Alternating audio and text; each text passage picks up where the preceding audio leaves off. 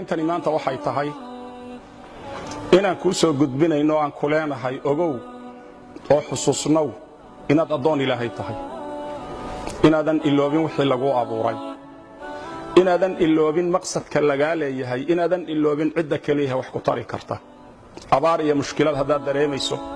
hadaad awlaad la'aan dareemayso hadaad caafimaad la'aan dareemayso hadaad maxaan ku dhahdaayay masiibo iyo dulmi cid ka haysta jiro Ilaahay inaad xasuusnatoodan iloobin weeye fariinta saddex misaal baan ku siinaya qisada koobaad waxa lagu tilmaamaa ibn abi dunya kitaabu leeyahay inuu ku wariyay isagoo zuhdiga ka waramay iyo alla bariga iyo cibaadada qofka muslimka ah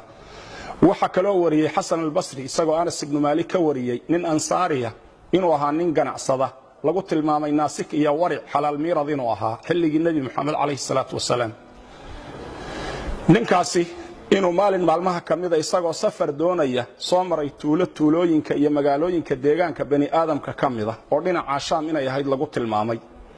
ninkii waxa uu warsaday cid gaadiidlaya oo uu kaashado oo uu weheshado oo dariiqa marisa waxa loo sheegay nin dadka ka kireeya fardo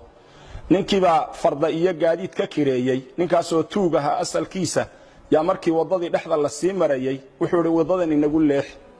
waxa uu yiri war wadadan haynagu leexina tana raadkiya dadka cagtoodu ka muuqataaya inna mari wuxuu may anigu tana qaano tana dhow oo tana toobiya wadadii ayuu ku hormaray ninkii dabeedna markii hawd halkaas ah kayniya dhul qariiba la dhex maray iyo togag la maraayo yaa wuxuu tusay lafadad badan oo dhintay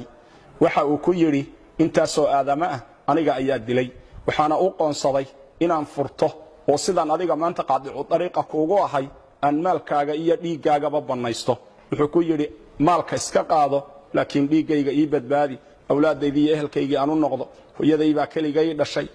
sidii loo hantaatici lahaa ayuu aad u calacalay wuxuu ku yiri inta aan dilayba hadal fiican way yiraahdeen qofna sakama maqal waxa uu yiri waxaan ku yiri war afar rakacadood intaan tukanayo ma ii kaadin kartaa mar hadaad dilayso markaas wuxuu yiri waxa tukataa inta aad rabto waxa uu yiri waxaan bilaabay salaad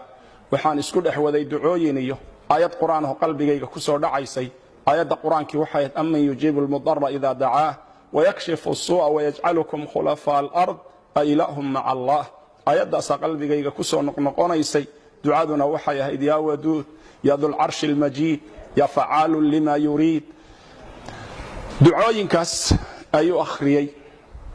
aghithni ya mughith wa aghithni bi ku'al ali ducada markuu akhriyay ya rakacadihiisa ku dhex jiray yaa wuxuu lusku la hortaagnaa warankii uu ku dili lahaa ayuu la hortaagnaayo dhaqso ayuu lahaa wuxuu u jeeday ninkii oo durbadiiba xagga dambe jaleecay oo dhinaca fiiriyay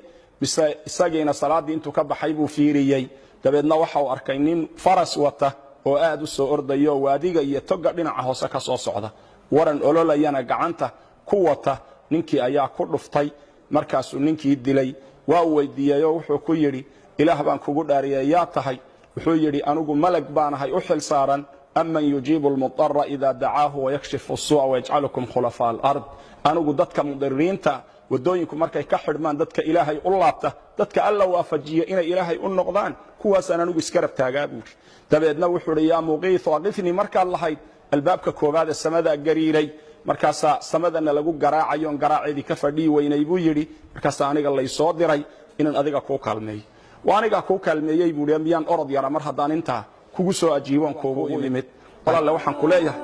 kuma amraya waxaan ka dalbayaa sin xariisa shariidka kooban oo aayadaha quraanka iyo xadiiska iyo qisaska islaamiga ku duuban yihiin cid aad gaarsiin karto dhan gaarsii inta kuugu jirto dhan la sheer garay